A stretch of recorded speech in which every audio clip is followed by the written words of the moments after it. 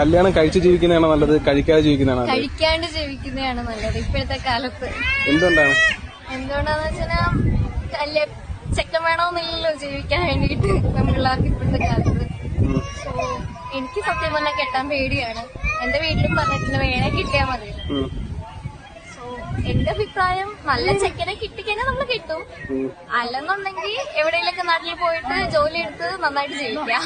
എനിക്ക് ആണുങ്ങളോട് പറയാൻ ഇത്രയേ ഉള്ളൂ, കല്യാണം കഴിക്കാന്ന് പറഞ്ഞാൽ നിർബന്ധമായിട്ടുള്ള കാര്യമൊന്നുമല്ല. ഇത്ര പ്രായമായി വിചാരിച്ചിട്ട് നിങ്ങൾ കല്യാണം കഴിക്കേണ്ട ആവശ്യമൊന്നുമില്ല. നിങ്ങൾ ആലോചിച്ച് നല്ല ഒരു പെൺകുട്ടിയെ കിട്ടുവാണെന്നുണ്ടെങ്കിൽ മാത്രം കല്യാണം കഴിക്കാം.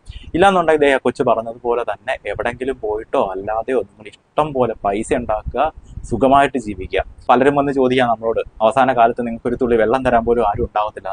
പൈസ ഉണ്ടാക്കുക, ഇഷ്ടം പോലെ പൈസ ഉണ്ടാക്കുക. പൈസ ഉണ്ടാക്കി കഴിഞ്ഞാൽ ആ പൈസ തന്നെ നിങ്ങൾക്ക് വെള്ളം കൊടുത്ത് ഒരു പെണ്ണിനെ കെട്ടിയെന്ന് വിചാരിച്ചാൽ ആ പെണ്ണ് നിങ്ങളെ നോക്കും, നിങ്ങൾക്ക് എന്തെങ്കിലും ഉറപ്പുണ്ടോ? ഒരൊറപ്പുമില്ല.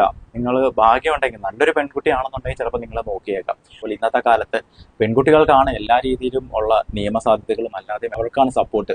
ഇപ്പം നമ്മൾ കല്യാണം കഴിച്ച് കഴിഞ്ഞാൽ നമുക്ക് പറ്റുന്ന ഒരാളല്ലെങ്കിൽ നമ്മളെ നോക്കുന്ന ഒരാളെ കൂടെ ജീവിക്കാൻ അഡ്ജസ്റ്റ് ചെയ്ത് പോകാൻ പറ്റാത്ത ഒരാളാണെന്നുണ്ടെങ്കിൽ നമുക്ക് ഡൈവേഴ്സ് പോലും ചെയ്യാൻ പറ്റാത്തൊരവസ്ഥയാണ്. കാരണം ഡൈവേഴ്സ് ചെയ്താലും അവർക്ക് ജീവനാംശം കൊടുക്കേണ്ട വരും, ജീവിതകാലം മുഴുവൻ അവർക്ക് ചെലവിന് കൊടുക്കേണ്ട അവസ്ഥ വരും. കല്യാണപ്രായമായി എന്ന് വിചാരിച്ച് ചാടിക്കയറി കല്യാണം കഴിക്കാൻ നിൽക്കരുത്. നല്ല പണി കിട്ടും.